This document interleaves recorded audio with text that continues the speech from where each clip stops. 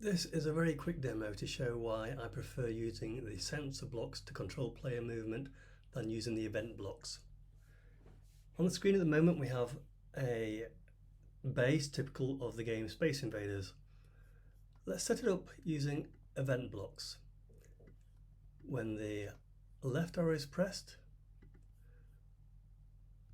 we'll have the base moving 8 pixels to the left, and similarly when the right arrow is pressed, we'll have the base moving 8 pixels to the right. A very simple control system.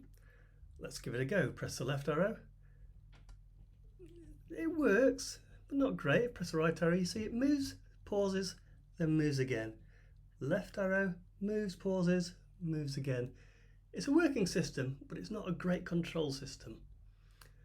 Let's try replacing the left arrow with the sensing block. So we'll use the green flag. When the green flag starts, we'll go into a loop, a forever loop. And in that loop, we'll check if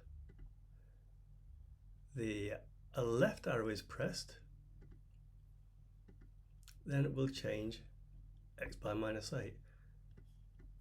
We'll leave the right arrow using the event block and the left arrow using the sensing block. Now let's see how that works. Press the right arrow, still the same system as before. Press the left arrow, much smoother. Right arrow, the event system, left arrow, the sensing system.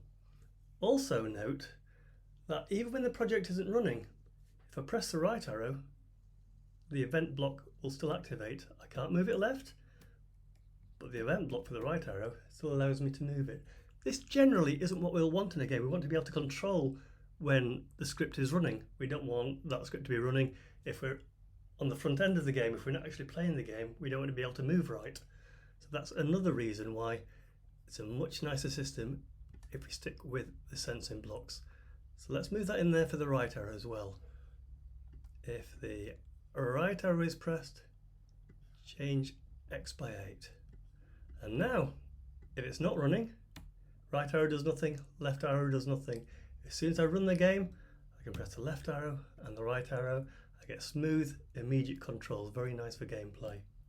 And that is why my preference and advice would be to use the sensing blocks for controlling player movement.